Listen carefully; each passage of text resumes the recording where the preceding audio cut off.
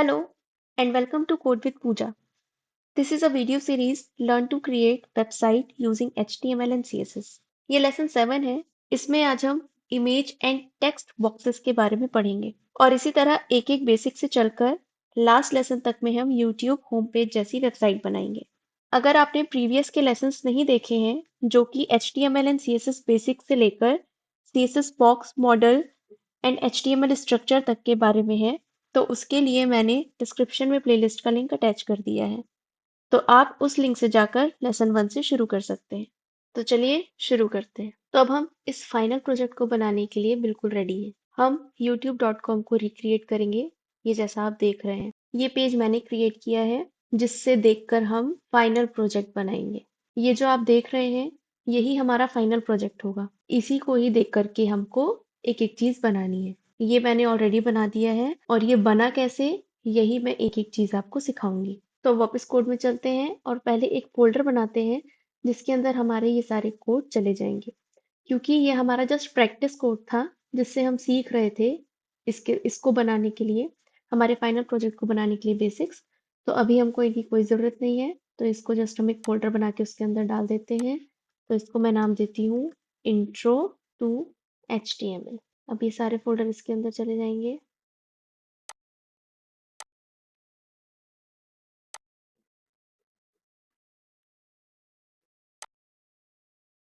क्योंकि जो हमारा फाइनल प्रोजेक्ट है उसमें बहुत सारे कोड्स अब आएंगे। तो चलिए अब एक हम नई फाइल बनाएंगे हमारे फाइनल प्रोजेक्ट के लिए और उसका नाम देते हैं youtube.html। और इसको हम पहले लाइव सर्वर पे ओपन कर लेते हैं। ये खुल गया लाइव सर्वर हमारा, जो कि ब्लैंक है। ब्लैंक क्यों? क्योंकि अभी हमने कुछ दिया नहीं। अब वापस HTML स्ट्रक्चर इसमें क्रिएट करते हैं जो हमने लास्ट लेसन में पढ़ा। डॉक टाइप HTML, जिसके अंदर हमारी सारी कोडिंग आएगी, हेड एंड बॉडी। तो अब ये पेज ऑटोमेटिकली हमारे कोड को रीलोड कर लेगा। तो अब फाइनल यूट्यूब प्रोजेक्ट बनाने से पहले हमको दो एलिमेंट और सीखने बाकी हैं। वो क्या? वो है how to load image and how to create this search box. तो सबसे पहले हमको किसी भी इमेज को डाउनलोड करना सीखना होगा डायरेक्ट हमारे कोड एडिटर में। तो मैं इससे ही इमेज डाउनलोड कर रही हूँ। आप चाहे तो डायरेक्ट यूट्यूब से भी इमेज डाउनलोड कर सकते हैं। मैं आपको दोनों तरीके से डाउनलोड करके बताऊंगी। देखिए, ये भी यूट्यूब का ही पेज है। तो अगर हमें इससे इमेज डाउनलोड करनी है तो हम क्या करेंगे, इंस्पेक्ट पे जाएंगे, इस पॉइंटर पे क्लिक करेंगे, इस इमेज पे क्लिक करेंगे, तो ये इमेज आपको दिख गई। अब इस इमेज के इस लिंक पे आप जैसे ही क्लिक करेंगे तो आपको ये इमेज एक न्यू टैब में दिख जाएगी और इसको कंट्रोल S से सेव कर सकते हैं आप। कंट्रोल S करेंगे तो आपको ये ऑप्शन पूछेगा कि आपको ये इमेज को कहाँ सेव करनी है। तो हमको इस वाले फोल्डर पे सेव करनी है, तो हम इस पे जाएंगे, डेस्कटॉप में जो भी फोल्डर के नाम से आपका होगा। मेरा HTML CSS है, इसमें क्लिक करेंगे और यहाँ सेव। तो ये देखिए, जैसे ही ये फाइल सेव होगी, ये आपको आपके कोड एडिटर में इस तरह से दिख जाएगी जिस भी नाम से होगी। इस पे क्लिक करेंगे आप, तो ये देखिए ये इमेज हमारे कोड एडिटर में आ गई है। अब मैं आपको बताती हूँ कि ये इमेज आप डायरेक्ट यूट्यूब से भी कैसे कर सकते हैं डाउनलोड। आपको अगर कोई और इमेज डालनी है अपने यूट्यूब में तो आप कैसे इसको डाउनलोड करेंगे। हम यूट्यूब पे चलते हैं। फॉर एग्जाम्पल आपको ये वाली इमेज डाउनलोड करनी है, तो आप क्या करेंगे, यहाँ पे इंस्पेक्ट में जाएंगे, जैसा कि मैंने पिछले लेसन में बताया था। इस पॉइंटर पे क्लिक करेंगे, इस इमेज में क्लिक करेंगे और ये आ गई लिंक। यहाँ पे आप जैसे ही क्लिक करेंगे तो ये आ गया ऑप्शन डाउनलोड करने का। यहाँ आप क्लिक करेंगे तो ये देखिए ये भी एक न्यू टैब में ओपन हो गया है और यहाँ पे भी अगर आप कंट्रोल S करेंगे तो एज इट इज आपको सेव करने का ऑप्शन दे देगा। मुझे ये वाली सेव नहीं करनी है इसलिए मैं नहीं कर रही हूँ। अगर आपको करनी हो यूट्यूब से कोई भी इमेज तो आप ऐसे कर सकते हैं। तो इसी तरह हमें बहुत सारी इमेजेस डाउनलोड करनी होंगी, तो हम इसके लिए एक अलग से फोल्डर बना लेते हैं जिसके अंदर हम सारे थंबनेल रखेंगे। इसका नाम मैं थंबनेल देती हूँ और इसको इसके अंदर डाल देती हूँ। अब हमको इस इमेज को हमारे इस पेज में लोड करानी है, तो उसके लिए हमें हमारे कोड में कुछ एलिमेंट लगाना होगा। तो हम यहाँ पे इमेज एलिमेंट क्रिएट करते हैं जो कि है less than IMG greater than. तो जो इमेज एलिमेंट है वो यूनिक है क्योंकि ये भी एक तरह का वॉइड एलिमेंट है। वॉइड एलिमेंट जो मैंने आपको पिछले लेसन में भी बताया था, जिसको क्लोजिंग टैग की जरूरत नहीं होती। तो जो इमेज एलिमेंट है वो एक एलिमेंट लेता है जो कि है src। तो अब ये जो एट्रीब्यूट है, ये एट्रीब्यूट कंप्यूटर को बताता है कि कौन सी इमेज वेबसाइट में डिस्प्ले होगी। तो हमें कौन सी इमेज यहाँ डिस्प्ले करानी है, ये वाली इमेज जो हमने भी डाउनलोड की है। तो हम इसका एज इट इज नाम लिख देंगे यहाँ पे। क्या नाम है इसका? Thumbnail -1 dot WEBP। अब इसको सेव करेंगे। तो जैसे ही हमने सेव किया, आपने देखा होगा कि एक ये छोटी सी इमेज यहाँ पे आ गई है। तो ये कोई इमेज नहीं है, ये एरर है। ये एरर शो कर रहा है, क्यों? क्योंकि जो हमने इसको सोर्स दिया है, वहां पे जाके इसने चेक किया इस फाइल्स के पास, तो उसको ये सोर्स नहीं मिला, इसलिए इसने हमें एरर दे दिया। और ये फाइल इसको यहाँ क्यों नहीं मिली? क्योंकि ये फाइल यहाँ है ही नहीं, ये फाइल इस फोल्डर के अंदर है। तो ये मैंने आपको पहले ही बताया है कि अगर कोई भी फाइल फोल्डर के अंदर है तो हमें पहले उस फोल्डर का नाम देना होगा। तो उस फोल्डर का नाम देने के लिए हम क्या करते हैं? फोल्डर का नाम स्लैश उस फाइल का नाम। अब अगर हम इसको सेव करेंगे तो आप देखेंगे कि ये इमेज वेबसाइट में आ गई, क्योंकि इसने क्या किया, जैसे href में मैंने बताया था, फाइल पाथ ढूंढी उसने। कैसे ढूंढी? यहाँ पे गया, ये थंबनेल वाले फोल्डर को उसने ढूंढा। जैसे ही उसको फोल्डर मिला, उसके अंदर उसने इस थंबनेल वाली इमेज को लोड कर दिया। तो ये जो सोर्स एट्रीब्यूट है, ये बिल्कुल वैसा ही काम करता है जैसा कि हमने इस टेक्स्ट में पढ़ा था।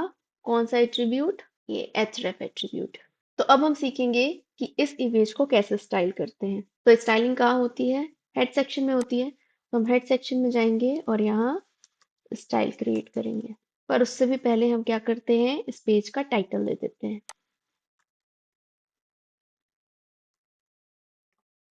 My YouTube project.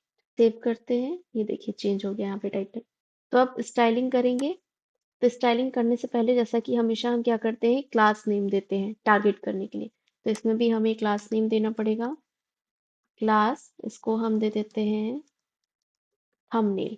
अब इस क्लास को हम CSS में टारगेट करेंगे। तो dot thumbnail curly braces open and close. तो अब जितनी भी हमने CSS प्रॉपर्टीज पढ़ी हैं, वो हम यहाँ यूज करेंगे, लेकिन उनमें से कुछ प्रॉपर्टीज ही इमेज के लिए यूज होती हैं, पर कुछ प्रॉपर्टीज इमेज के लिए यूज नहीं होती। तो जो सबसे पहली प्रॉपर्टी है, जो इमेज एलिमेंट में बिल्कुल भी यूज नहीं होती, वो है फॉन्ट साइज। ये हम अभी तक यूज कर रहे थे।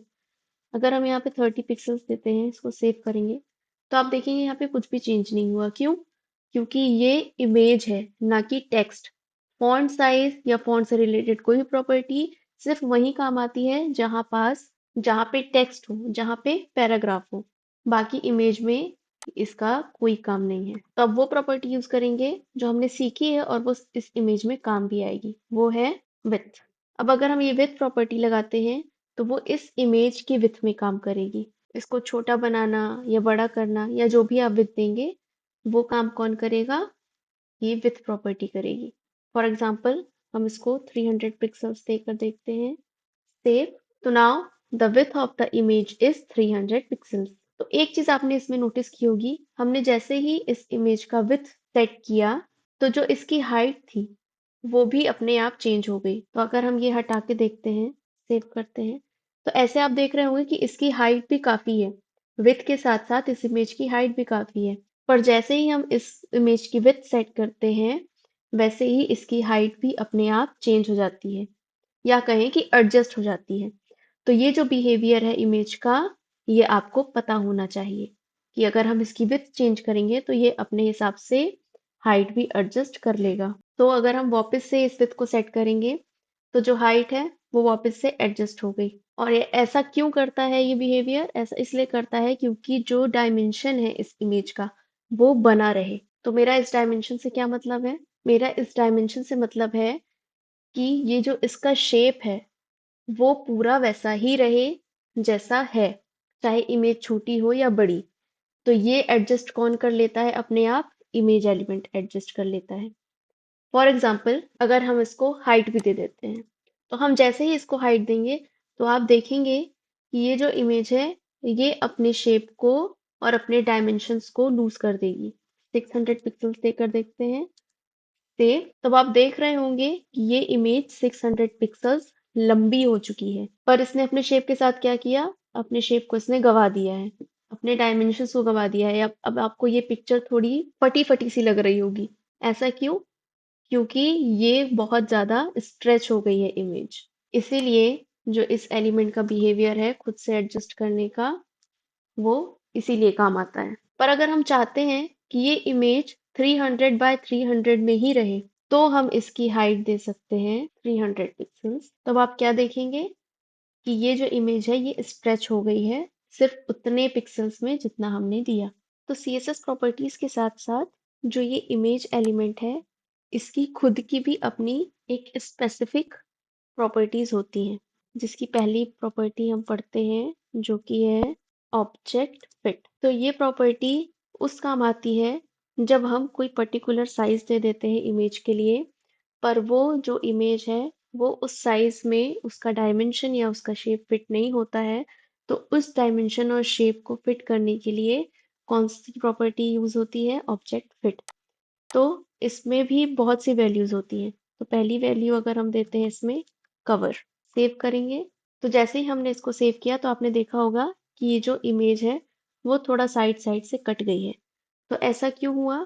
क्योंकि हमने ऑलरेडी इसको विड्थ और हाइट दी थी कि हमें 300 टू 300 एरिया की इमेज चाहिए। अब इसके शेप को, इसके डायमेंशंस को फिट रखने के लिए हमने क्या दे दिया? ऑब्जेक्ट फिट दे दिया। और क्या दे दिया? कवर। कवर मतलब कि हमें जो हमने डायमेंशन दिया है सिर्फ उस एरिया में ही ये इमेज कवर होनी चाहिए। तो उसके शेप और डायमेंशन को सही रखने के लिए इसने जितनी इमेज उस एरिया में आ सकती थी उसको इसमें फिट कर दिया और बाकी की इमेज को कट कर दिया। तो अब आप देख रहे होंगे कि ये जो एरिया हमने दिया है ये एरिया सफिशिएंट नहीं है इस इमेज को कंप्लीट दिखाने के लिए या कंप्लीट शो करने के लिए। हमारा कुछ यहाँ का हिस्सा कट रहा है और कुछ इधर साइड का हिस्सा कट रहा है। तो अगर आपको कोई पर्टिकुलर साइड का हिस्सा शो करना है तो उसके लिए भी इमेज में एक प्रॉपर्टी होती है। वो प्रॉपर्टी कहलाती है ऑब्जेक्ट डैश पोजीशन। तो अगर हम यहाँ वैल्यू देते हैं लेफ्ट, सेव करेंगे, तो ये लेफ्ट का जितना भी हिस्सा था और जो इस एरिया में कवर हो सकता था with exact shape and dimension, वो पोजीशन शो कर दी इसने। किसने? ऑब्जेक्ट पोजीशन ने। अब अगर हम यहाँ पे राइट कर देते, सेव, तो ये राइट का जितना भी हिस्सा था इस इमेज का जो इस एरिया में आता, वो इस प्रॉपर्टी ने हमको शो कर दिया। तो इससे पहले जो हम इमेज देख रहे थे वो इस इमेज की सेंटर की इमेज थी। जैसे ही हमने लेफ्ट किया तो उसने लेफ्ट साइड की इमेज हमको शो की, और जैसे ही हमने राइट किया तो उसने इस इमेज के राइट साइड का पोर्शन हमें शो किया। तो हम एक और वैल्यू पढ़ेंगे ऑब्जेक्ट फिट की, कंटेन, सेव करते हैं। अब ये वाली प्रॉपर्टी लगाने से आपने देखा कि ये जो इमेज है वो श्रिंक होकर के कंप्लीट इमेज शो कर रही है, जबकि हमने इसमें एरिया भी दिया है with and height 300 pixels each. तो ये कंटेन कैसे काम करता है ये मैं आपको कुछ और प्रॉपर्टीज सेट करके दिखाऊंगी। तो मैं यहाँ पे बॉर्डर विड्थ देती हूँ 2 पिक्सल्स, बॉर्डर स्टाइल देती हूँ सॉलिड, और बॉर्डर कलर दे देती हूँ रेड। सेव। तो जैसे ही हमने सेव किया तो यहाँ आपको ये बॉर्डर दिख रही होगी जो कि 300 बाय 300 एरिया का बॉक्स है। तो ये कंटेन लगाने से यहाँ पे ये हुआ कि इसने इस इमेज को तब तक श्रिंक किया जब तक ये इस डायमेंशन के अंदर नहीं आ गई या इस एरिया के अंदर परफेक्ट इमेज बन के नहीं आ गई। पर इससे आपको ये पता चला कि जो हमारी इमेज है उसका जो हमने ये एरिया दिया था वो सही नहीं था, जिससे कि ये इमेज इस एरिया में फिट हो सकती। तो इस ऑब्जेक्ट पोजीशन में जैसे हम लेफ्ट, राइट और सेंटर का काम कर रहे थे, वैसे ही यहाँ हम टॉप और बॉटम का भी काम करा सकते हैं। फॉर एग्जाम्पल अगर हम यहाँ टॉप देंगे, सेव करेंगे, या बॉटम वैल्यू देके सेव करें, तो ये करेक्ट पोजीशन पे आ जाएगी। तो इस ऑब्जेक्ट पोजीशन की हेल्प से हम इमेज को कहीं भी मूव करा सकते हैं, टॉप, बॉटम, इसका लेफ्ट एरिया या राइट एरिया। तो that's basically how images work. तो हमने अभी इसमें क्या पढ़ा? जो हमने पुरानी सीएसएस प्रॉपर्टीज पढ़ी थी उनमें से कुछ ही प्रॉपर्टीज का हम इमेज एलिमेंट भी यूज कर सकते हैं, जैसे कि विड्थ एंड हाइट। साथ ही बॉर्डर भी हम इमेज में यूज कर सकते हैं और प्लस इमेज एलिमेंट के पास खुद की भी अपनी कुछ प्रॉपर्टीज होती हैं that determines how image is displayed। तो अब हमको इस इमेज को कैसे सेट करना है जैसा हमारे इस फाइनल प्रोजेक्ट में सेट है। तो इसके लिए हम क्या करेंगे, हम यहाँ से हाइट को हटा देते हैं क्योंकि हमें इमेज श्रिंक नहीं करानी। सेव करते हैं और अभी के लिए ये सब भी रिमूव कर देते हैं क्योंकि ये सब भी नहीं चाहिए हमें। तो अभी के लिए हम इमेज में इतना ही काम करते हैं, फिर धीरे धीरे यहाँ तक पहुंचेंगे कि ये कैसे बना सारी इमेज को लेकर के, ये सारा कैसे क्रिएट हुआ इन पे भी बात करेंगे। तो जो नेक्स्ट एलिमेंट हम इस लेसन में क्रिएट करने वाले हैं वो है how to create this search bar और सर्च बॉक्स, जैसा कि आप यहाँ देख रहे हैं बिल्कुल वैसा ही। अब वापस वेबसाइट पे चलते हैं और यहाँ चल के सीखेंगे कि सर्च बॉक्स के लिए कोड कैसे क्रिएट करें। तो जो HTML कोड है टेक्स्ट बॉक्स बनाने का वो होता है स्मॉलर देन इनपुट। तो ये जो इनपुट एलिमेंट है ये भी void एलिमेंट है just like that image element. It doesn't require a closing tag like all the void elements. तो बाकी के void एलिमेंट्स की तरह या बाकी के एलिमेंट्स की तरह इनपुट एलिमेंट के भी बहुत से एट्रीब्यूट होते हैं जिनमें से पहला एट्रीब्यूट है टाइप। तो हम टाइप को वैल्यू देंगे टेक्स्ट। तो ये हमको क्या बना के देगा, एक टेक्स्ट बॉक्स बना के देगा। सेव। तो हमारे वेब पेज में आप एक ही टेक्स्ट बॉक्स देख रहे होंगे। अब ये जो एट्रीब्यूट टाइप है इसमें भी बहुत टाइप की वैल्यूज होती हैं। पहला हमने टेक्स्ट पढ़ा, दूसरा हम चेक बॉक्स पढ़ते हैं। इसको सेव करेंगे तो यहाँ आप देखेंगे एक चेक बॉक्स जैसा क्रिएट हो गया है जिसको हम टिक भी कर सकते हैं। चेक बॉक्स में हम टिक करते हैं ना, सेम वैसे ही। पर हमारे केस में हमको चेक बॉक्स नहीं चाहिए, हमको एक ऐसा टेक्स्ट बॉक्स चाहिए, इसलिए हम वापस पुराना वाला वैल्यू लिखेंगे टेक्स्ट से। अब आप देख रहे होंगे कि इस टेक्स्ट बॉक्स के अंदर एक वर्ड लिखा हुआ है सर्च। पर जब हम यहाँ कुछ भी टाइप करते हैं तो वो जो वर्ड है वो चला जाता है और जो भी हमने टाइप किया है वो डिस्प्ले होने लगता है। तो ये एक तरह का लेबल कहलाता है जो यूजर्स को बताता है कि आप यहाँ पे कौन से टेक्स्ट टाइप कर सकते हैं या यहाँ पे आप क्या कर सकते हैं। फॉर एग्जाम्पल यहाँ पे सर्च लिखा है, सर्च मतलब हम यहाँ पे कुछ भी टाइप करके सर्च कर सकते हैं और यही जो एरिया है ये कहलाता है प्लेस होल्डर। तो अब हम अगर वापस अपनी वेबसाइट पे जाएं तो हमें भी यहाँ पे प्लेस होल्डर ऐड करना है। तो अब हम इनपुट में अगला एट्रीब्यूट देंगे जो कि है प्लेस होल्डर। अब प्लेस होल्डर में हमने देखा था प्लेस होल्डर के अंदर क्या टेक्स्ट लिखा हुआ है, सर्च। तो हम भी यहाँ पे क्या लिखेंगे, सर्च। सेव। तो अब हमारे पास ही प्लेस होल्डर दिखने लगा है। तो अगर हम इसके अंदर भी टाइपिंग स्टार्ट करेंगे तो आप देख सकते हैं कि सर्च हट के वो वर्ड्स टाइप हो रहे हैं जो हम टाइप कर रहे हैं। तो ये हमने इसमें क्या बना दिया, प्लेस होल्डर भी बना दिया। तो जैसा कि यहाँ पे हमने देखा था सेम वैसा text box with place holder हमने अपने वेब पेज में भी बना लिया है। तो अब इस टेक्स्ट बॉक्स के लिए वो सारी प्रॉपर्टीज यूज होंगी या कह सकते हैं कि वो सारी CSS प्रॉपर्टीज यूज होंगी जो अभी तक हम पढ़ते आए हैं। क्यों? क्योंकि अभी तक हम मोस्टली टेक्स्ट और बटन्स के लिए हमने सारी CSS प्रॉपर्टीज पढ़ी हैं और ये टेक्स्ट बॉक्स के अंदर वही सारी प्रॉपर्टीज यूज होती हैं जो बटन और टेक्स्ट के लिए अप्लाई होती हैं। तो चलिए इसकी स्टाइलिंग शुरू करते हैं। इसके लिए हम हमेशा की तरह इस एलिमेंट को क्लास देंगे जिसे हमें टारगेट करना है और इस क्लास की वैल्यू दे देते हैं सर्च डैश बार। और अब CSS के अंदर चलेंगे और इस क्लास को टारगेट करेंगे। तो अब इसके अंदर हम हमारी यूजुअल प्रॉपर्टीज को ही सेट करते हैं। For example we can set the font dash size around 20 pixels। Save. तो अब आप देख रहे होंगे कि फॉन्ट साइज यहाँ पे चेंज हो गया और जब भी हम यहाँ और भी कुछ टाइप करेंगे तो वो साइज भी चेंज होके आएगा। अब अगली चीज जो हम इसमें चेंज करेंगे वो है मार्जिन या स्पेसिंग। तो margin left of 12 pixels. Save.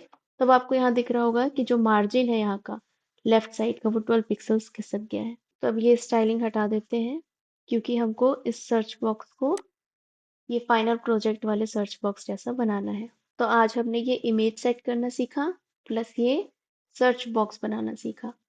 अब नेक्स्ट लेसन में हम इस इमेज का ये पूरा हिस्सा प्लस इस सर्च बॉक्स को प्लेस करना सीखेंगे। ये लास्ट में मैंने आपको लेसन 7 से रिलेटेड एक्सरसाइजेस दी हैं जिसे आप खुद से प्रैक्टिस कर सकते हैं। और इन एक्सरसाइजेस के सॉल्यूशन के लिए मैंने डिस्क्रिप्शन में लिंक अटैच कर दी है, तो आप वहां जाकर अपने सॉल्यूशंस मैच कर सकते हैं। और अगर आपको इस लेसन या एक्सरसाइज से रिलेटेड कोई भी डाउट है, तो आप मुझे कमेंट सेक्शन में पूछ सकते हैं। सी यू इन नेक्स्ट लेसन। तब तक के लिए बाय बाय।